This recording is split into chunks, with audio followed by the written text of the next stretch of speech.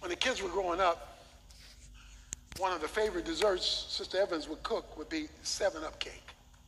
7-Up cake.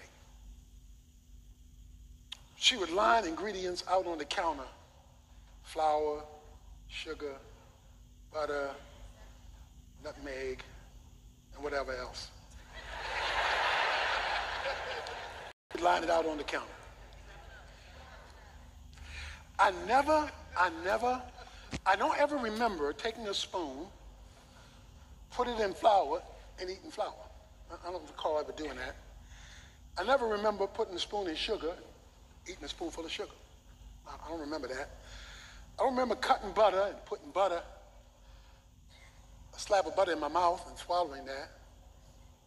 I don't remember doing that. But this is what I remember. I remember Sister Evans getting a bowl,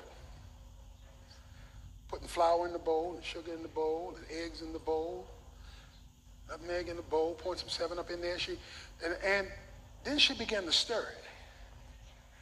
She began to blend it. When she blended it, I couldn't see the flour anymore. I couldn't see the sugar anymore. Couldn't see the egg anymore, because it had been blended together, and she had it working together. She had it working together. Now I got dough. I'm looking at dough now.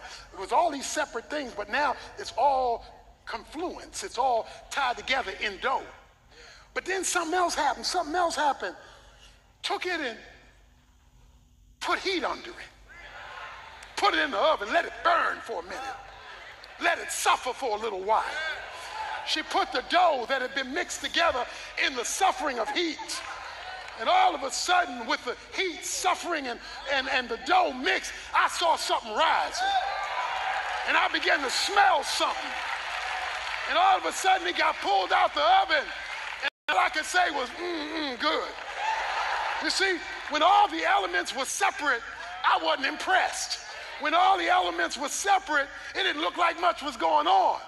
But when the master took and began to put it together, began to mix it, and then put a little heat under it, oh, it was worth the wait to see what happens when things all work together for good. For good. Now, I know you got stuff happening in your life over here, stuff over there, bad things you've done, bad things others have done to you, good opportunities that have come your way, and you got all this random stuff. But if you let the blender come and loving him and his purpose, stir it in the pot of his purpose, and then even put you in a little fire of trials, fire of circumstance. And yeah, it's going to be hot up in here for a little while. But when God is finished with you, David said, I shall come forth pure as gold. So look, give God his sovereignty, his providence. Let luck alone, because when he's finished cooking you, baking you, and shaking you, you're going to come out the oven and you're going to be good. Let's stand to our feet.